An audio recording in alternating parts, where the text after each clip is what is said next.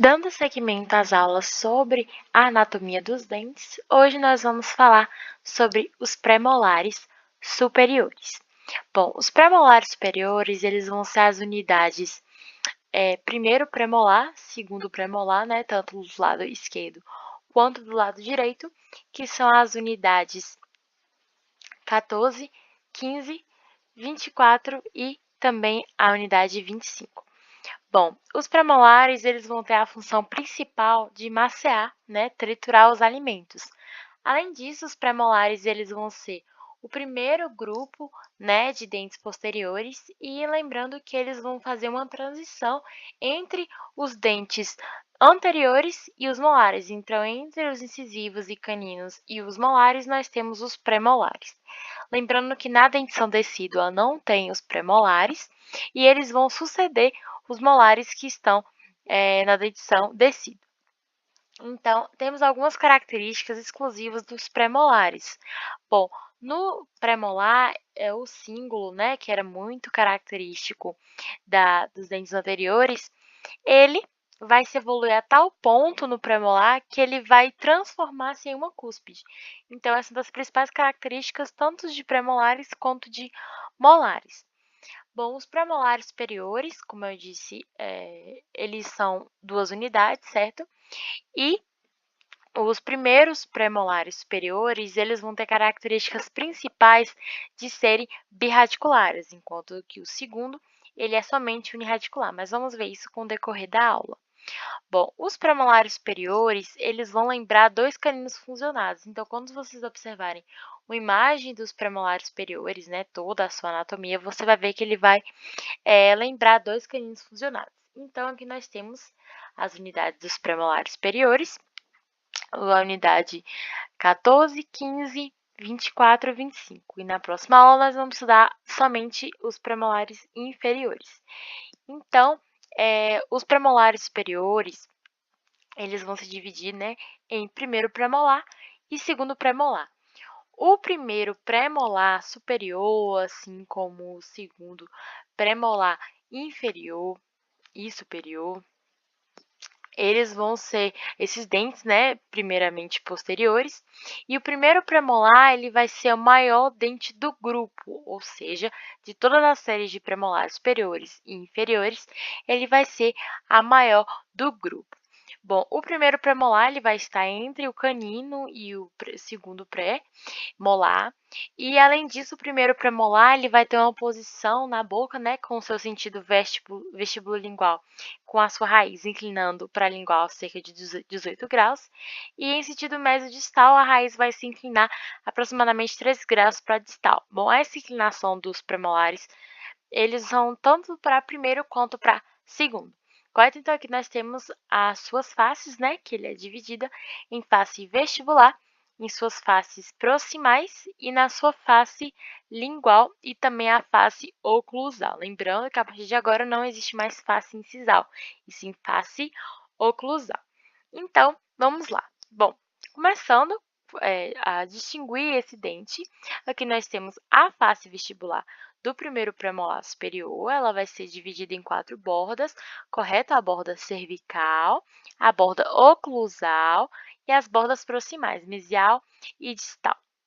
Então, em sentido vestibular, que é essa unidade aqui, ela vai ter um aspecto pentagonal.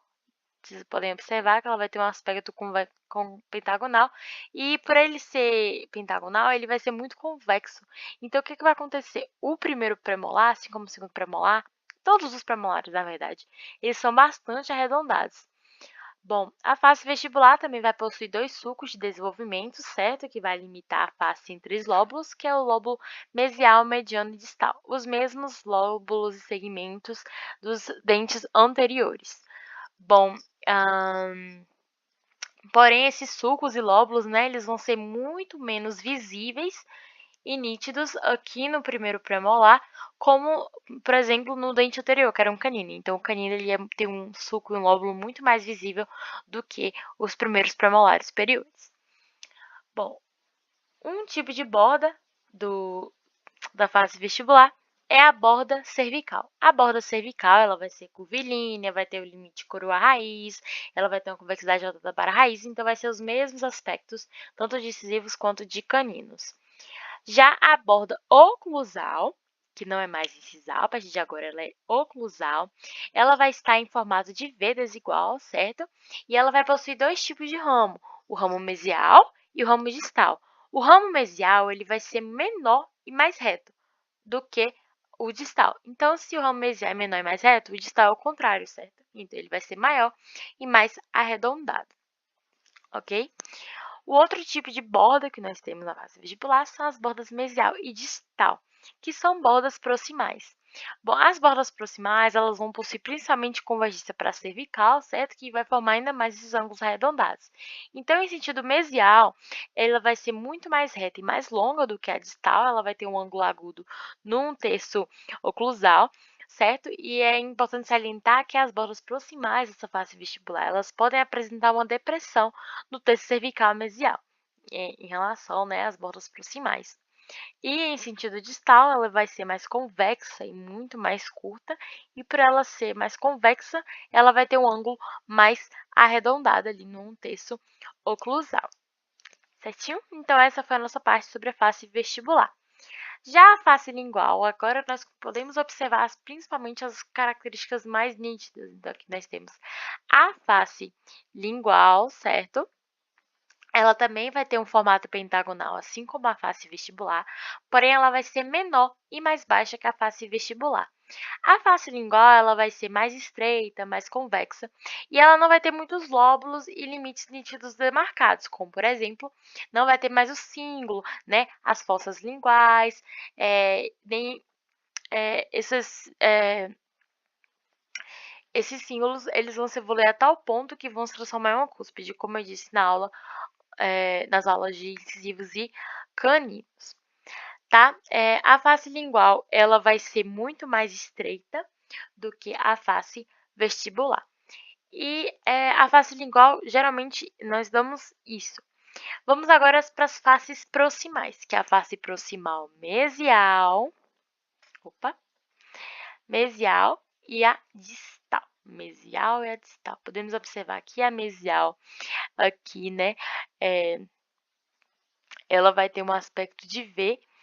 E nas faces proximais, nós vamos observar que a partir de agora nós não vamos estudar mesial e distal, mas sim as cúspides, cúspide vestibular e cúspide lingual. Bom, pela imagem nós podemos observar, né, que a cúspide vestibular é maior do que a lingual. Então, ela vai ser maior e mais alta, e a cúspide lingual vai ser menor e mais baixa. Então, aqui a cúspide vestibular vai ser maior e mais alta, e a lingual vai ser menor e mais baixa, em sentido proximal. Além disso, nas faces proximais, eles podem exibir um contorno, que pode ser um quadrilátero alongado, então, nas faces proximais não vão ser um formato pentagonal.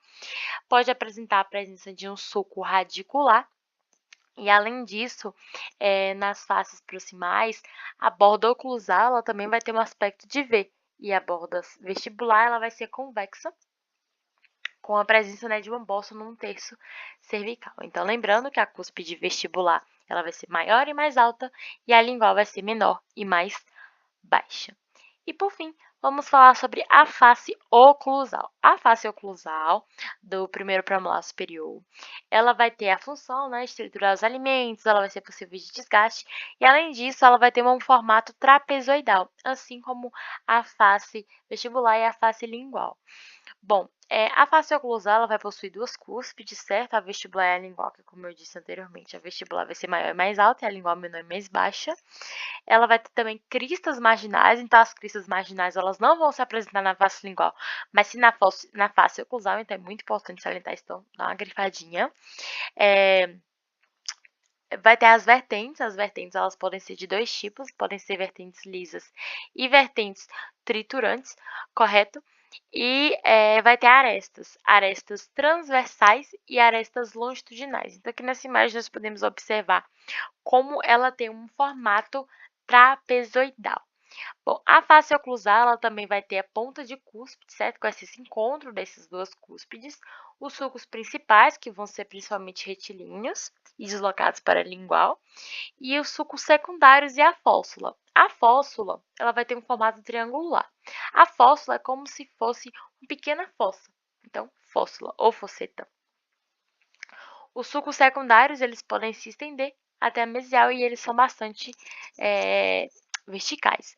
Bom, os sulcos primários, principais e secundários, você pode lembrar como se ele fossem ramificações. Então, eles são isso, né? Basicamente, são ramificações. E, por fim, vamos falar sobre a raiz do primeiro premolar superior. Essa raiz ela vai apresentar uniradicular ou biradicular, vai apresentar um bulbo radicular, e a raiz vestibular ela vai ser mais achatada e mais conoide do que a lingual, que nesse caso vai ser mais baixa e mais volumosa, como podemos observar na imagem. Então, aqui nós temos, né, um primeiro premolar superior uniradicular e biradicular. Vamos falar agora um pouquinho sobre o segundo premolar. O segundo premolar ele vai ter praticamente os mesmos caracteres do primeiro premolar superior. Então, vou citar aqui as partes mais importantes do primeiro premolar superior, que tem semelhança com o segundo premolar superior. Bom, o segundo premolar superior, ele vai ser as unidades 15 e 25 especificamente, e eles em oclusão vão se relacionar com a face vestibular dos segundos pré-molares e também os primeiros molares inferiores. O segundo premolar superior ele vai possuir um volume menor do que o primeiro premolar superior, então o primeiro premolar ele vai ser muito maior do que o segundo premolar. Eles vão ser unirradiculares, então olha uma diferença entre o segundo e o primeiro premolar, porque o primeiro premolar ele era apenas o primeiro premolar ele era tanto unirradicular quanto birradicular. Já o segundo premolar ele somente é unirradicular. Não tem, é muito difícil eles apresentar birradicular. Bom, ele vai apresentar, né, na sua face vestibular, dois sulcos de desenvolvimento que vão dividir a face em três lóbulos, que são, né, o mesial, o mediano e o distal. Só que nessa face vestibular, esses sulcos lóbulos eles são bem menos nítidos do que na face, né, vestibular do primeiro premolar superior. Bom, a posição é a mesma do primeiro premolar superior, em que a coroa é quase vertical e a raiz é inclinada 18 graus para a lingual. E no sentido mesodistal, essa raiz vai se inclinar 3 graus para distal. Bom, como eu disse, a face vestibular, ela vai ser uma forma pentagonal regular de ângulos arredondados, ou seja, a mesma coisa do primeiro premolar superior. Então, aqui nós podemos observar a face vestibular do segundo premolar superior. Essa face vestibular também vai se dividir em quatro, em que a borda oclusal ela vai ter uma cúspide muito mais arredondada, com a convergência para a cervical, e na cervical vai ser bastante curvilínea e também vai apresentar um limite entre o coroa e a raiz, né, essa região de estrangulamento. Bom, a face lingual ela vai ter um formato pentagonal, certo? Porém, esse formato vai ser menor e mais baixo do que a face vestibular. Entretanto, né, a face lingual ela não vai ter lóbulos, limites nítidos demarcados, né, assim como o primeiro premolar superior, e ela vai ser mais estreita e muito mais convexa. Ela também vai ter sulcos principais, fóssulas, sulcos secundários, pontas de cúspide, e a ponta de cúspide, neste caso, ela vai ser mais próxima ao nível da cúspide vestibular. Então, a ponta de cúspide, nesse momento, vai estar mais próxima à cúspide vestibular. A cúspide vestibular e a cúspide lingual, ela vai ter um volume e altura semelhantes, o que era muito diferencial no primeiro premolar superior, porque eu bato muito na tecla disso, porque a cúspide vestibular e lingual, do primeiro premolar, eles são totalmente diferentes. Ou seja, a vestibular ela vai ser muito mais alta que a lingual. Eu até mostrei isso na imagem. Então, é outra diferença entre ambas, é que a cúspide vestibular e a lingual vão ter volume e altura semelhantes no segundo pré. E no primeiro pré, a vestibular ela vai ser mais alta que a lingual. As faces proximais, elas vão ter borda oclusal com formato de V aberto, né, voltado para a raiz, e a borda vestibular convexa vai ter uma bossa no terço cervical e a mesial vai estar em formato de V, assim como a borda oclusal.